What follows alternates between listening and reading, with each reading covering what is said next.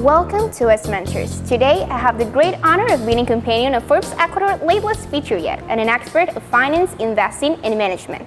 This Brigham Young graduate has provided over than 10 jobs and opportunities for fellow Ecuadorians and students working from home. This is the Brazilian entrepreneur and ALEFI co-founder, Daniel Brenner. Daniel, it's an honor to have you here with us today. Thank you for having me here. So Daniel, we must assume that it has been a total challenge to start a social inversion app from scratch. But can you tell us a bit of the story about how and when? Where does the drive to create ALEFI come from? Yeah, sure thing. So I was always passionate about finance growing up too. I studied in the U.S. finance and marketing. And after that, I started a corporate finance career. But I wasn't satisfied with my progression. So I'd say I wanted to build something that was more disruptive, but still within the finance vertical. So I decided to match the technology with my finance background and create a fintech with my co-founder Mike, that his experience is in investment banking. He has been investing in over 7-8 years in the US, at JP Morgan, ING Capital, and we got together to start the company of ALEFI.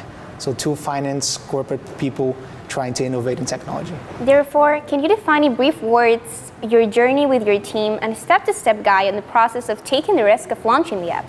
Obviously, leaving our corporate careers, starting a company in general, not only a startup, is a big risk because you start with no resources. You have no team, you have no capital, and we didn't have a prior expertise in building digital products, so we had to learn everything from scratch.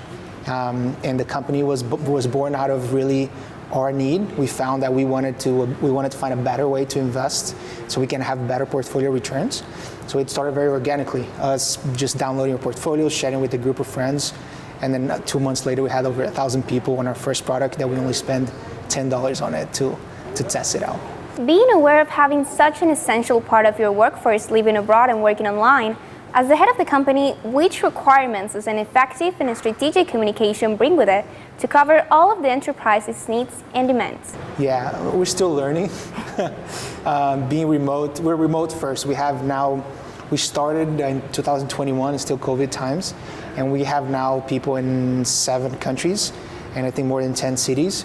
So we're still learning how to best communicate, but one thing that we really do a really good job on is collaboration tools, online collaboration tools.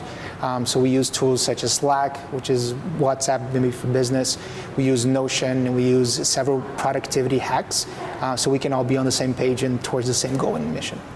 And mentioning like your ambassadors and people who help you, can you tell us a bit more about your ambassadors like abroad?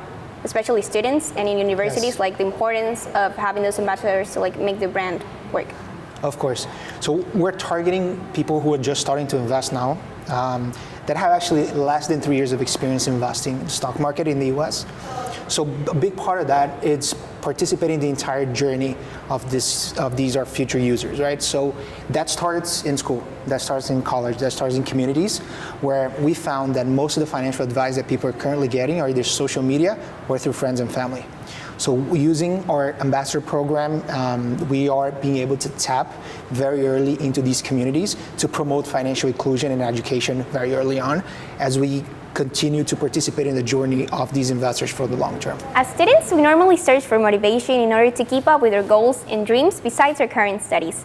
So which one-on-one tip could you hand us as a heads up for when we finally have enough bravery to become an entrepreneur and take the leap? So I'll say 3 things. The first one is make sure that you identify a problem, that your solution that you bring into market solves a hair on fire problem. What does a hair on fire problem means is a problem you can postpone. It has to be fixed now. If your hair is on fire, you have to fix now. So try to identify a hair on fire problem that either you have or friends had, or if your family or people at your workplace or at school had, and how can you solve that problem? So that's one, solving a real problem. 2, I'd say be passionate about it. So people start businesses before school, in the middle school, after school. When they're working, they come up with an idea on the side. My point isn't focused on if you're going to try to solve a real problem, make sure you're passionate about that problem. I was always passionate about investments, probably invested when I was very early, but that's 2. And then 3, surround yourself with the right people. hire or bring people that can add on, that complement your skills, and then try to find people who've been in your shoes before so they can kind of lead you along the way. With the upcoming technological tendencies and your work relying on the facilities handled by digitalization, which aspects do you think differentiate ALEFI's technology from its competition on the stock market?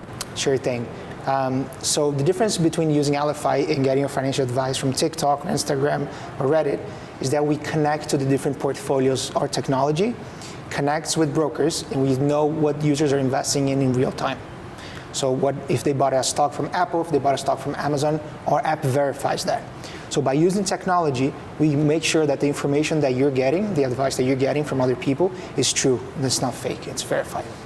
So this is how we contribute to this investing community, by bringing transparency and collaboration across the community. Thank you, Daniel, for your time here today with us. Perfect. There's completely no doubt that innovation is the specific handle of entrepreneurs, and that it takes courage to be able to go after your dreams.